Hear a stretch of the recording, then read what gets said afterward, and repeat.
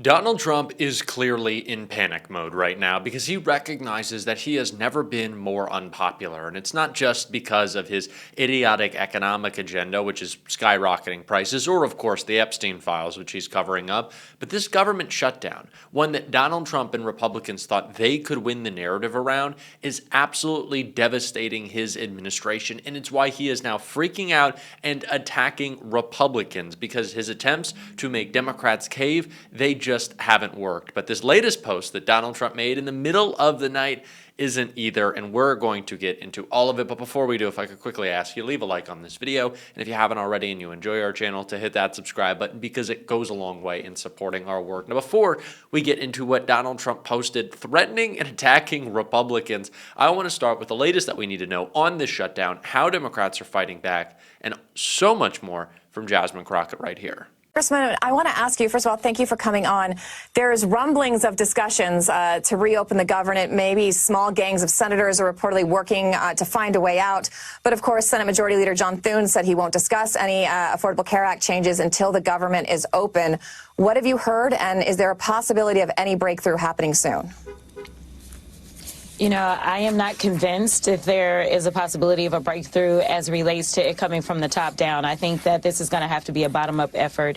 You know, there's been a lot of discussions about how much travel has been interfered with and how many planes have had to be canceled.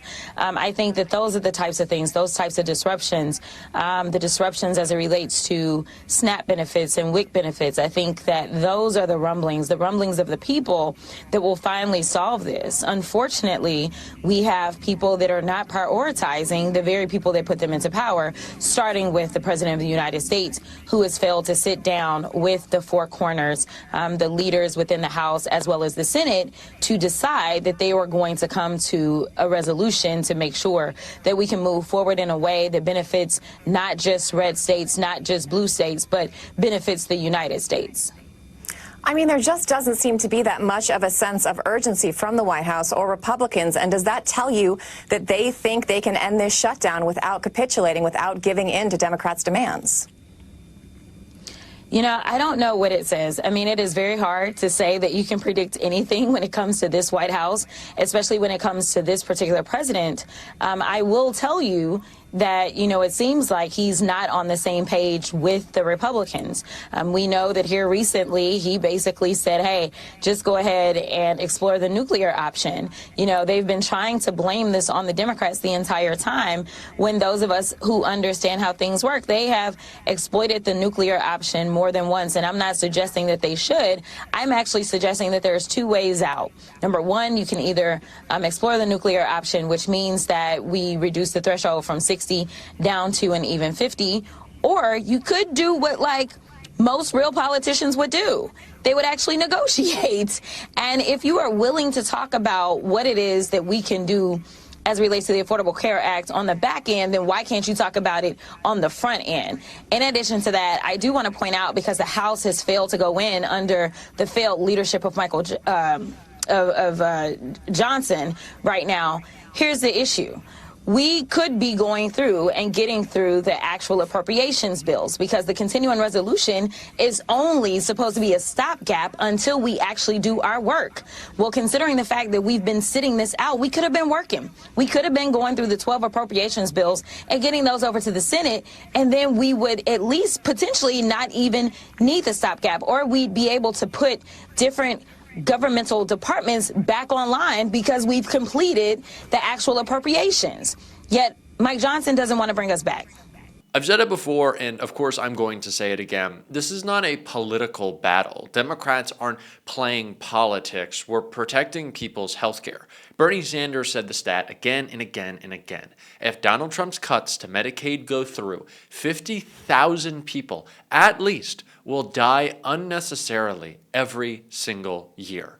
What about that is political? What about stopping that is political? This is a righteous fight that Democrats should be in. These are not policy points. Healthcare is not policy. It's a human right. People shouldn't be dying of treatable diseases in the richest country in the history of the world. It's obvious. And Donald Trump forcing people to lose their food assistance, to try to get Democrats to cave, to force people to lose their health care, It is a story that is easy to tell, and it is why Donald Trump is freaking out right now, because Democrats are doing exactly that. They are fighting. We are finally standing tall a little bit, at least some Democrats are, and it's why Donald Trump has moved his attention away from the Democratic Party to now his own with this real late-night post.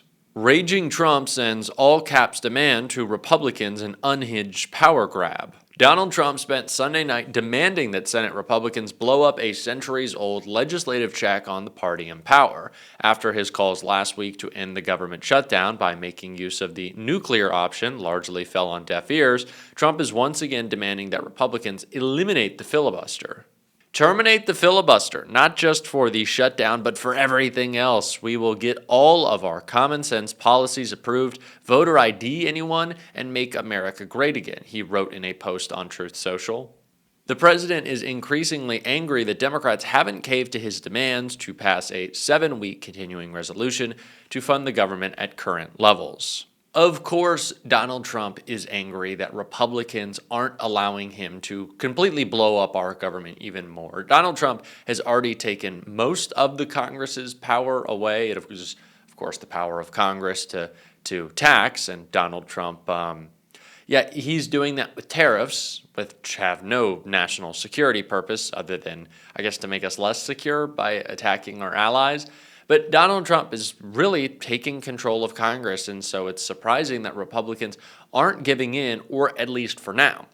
But what I think is important to keep in mind for the next time we have a Democratic president, or remembering back a few years, is that Donald Trump is happy to blow up the filibuster. And he is the leader of the Republican Party. So let's get it straight. Let's not get it twisted. Next time Democrats have the opportunity to pass big, bold, progressive legislation to make systemic changes to how our government runs, we are not going to be held up by the filibuster. We are not going to be held up by the norms. We are not going to be worried about the public perception. What the public wants is big, bold, progressive change. We need populist democratic policies that address people's real needs, that tackle this crisis of affordability that we are all living in, largely due to Donald Trump's policies right now. And we need to stop being so scared. We need to fight back. The Democrats who have had the most success are the Democrats doing that right now. You look at AOC, Bernie, Gavin Newsom. Prop 50 is a complete break with how Democrats have done business in the past. Gavin Newsom said it just the other day. In previous years, it would have been a woe is me, an op-ed, a strongly worded letter, but now Democrats are actually fighting back. And Gavin Newsom has brought together a pretty great group to do that at a rally that he just had, featuring lots of incredible Democrats, including Jasmine Crockett, who talked about the need to vote yes on 50, to pass this historic action fighting back against Donald Trump. And she had some fun making fun of him, too. And I want you to take a look, because if you haven't already and you live in California, you need to get out and vote. He decided he wanted to answer the call. Not the call of the people, not the call of Texans, but the call of Donald Trump. Right. So he says, "Yes, Mr. President." And the president said, "Well, I'm fucking up." This is me paraphrasing. And so he said, I'm not going to win. I know enough to know history. And I know that the last time I was in office, when 2018 came around, I lost all them seats. And so now that I'm looking out for my homies, the billionaires, and I'm making sure that people are going to go hungry in the streets of America, I'm making sure that we're losing jobs to the tune of losing about 1 million jobs in this country. I've installed these tariffs that don't make any sense and don't help any working families. And the price of eggs. Oh yeah, I didn't fix that. And about those wars. Well, yeah, I'm trying to start a new one. So guess what? I'm going to just have to make sure I cheat my way through, because that's the only way that I ever win is when I cheat, right? So Abbott said, "Yes, sir, whatever you need, sir." So they decided to go after these seats. Now, while I'm standing here in California, I want you to know that I am a proud Texan who absolutely believes that even though they drew this horrendous map that doesn't even give African Americans 3/5, but instead reduces our voices down to 1/5 the power of our Anglo-Texans. It reduces the voices of our Latino brothers and sisters down to 1/3 of those of our Anglo-Texans. There are those that believe when you say things like, oh, it's racist, that's a bad word. Well, let me tell you, the action is worse than the actuality. This is terrible. All right, so ultimately, he said, I got you. So we got these 5 seats, and let me tell you, we're going to fight like hell. But then all of a sudden, another governor did not get the call of the president.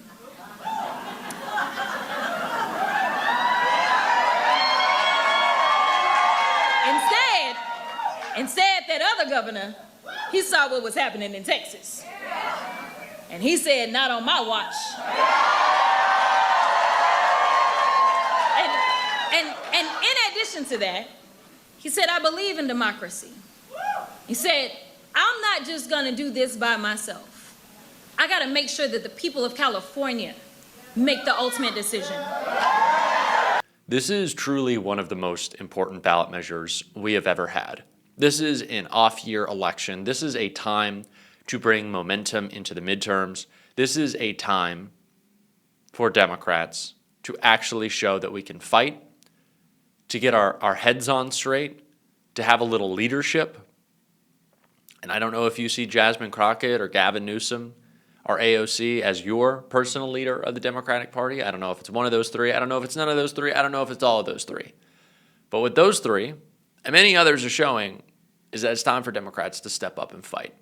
And I think we can all get behind that. That the capitulating, the bending the knee, the inevitability of Donald Trump does not exist. So let's stop playing into that. Let's stop allowing them to make us think that they can beat us. Because they can't. They are going to lose. They're going to lose tomorrow. They're going to lose next year. They're going to lose the year after that. And we're going to win. Let's get back to being the party that wins and likes to win and fights to win. Let's get in the muck. That's what I want to see. I'm glad we're seeing it from Gavin. I don't know if y'all saw, but he posted a little video, a little clip from the Yes on 50 event with a little Bad Bunny as the background music. They just know what they're doing over there. It's a lot of fun. We're going to have some fun on this show too. I'm excited for tomorrow. I'll probably be live streaming because it's going to be a big night. We're going to figure that out, though. And if you want to be there, as always, you can hit that subscribe button, leave a like on this video. If you stuck around to the end, drop a blue heart in the comments. Also, turn those post notifications on so you can see when we're breaking news. Keep on fighting. Don't let them silence you. And until next time, I'll see you soon.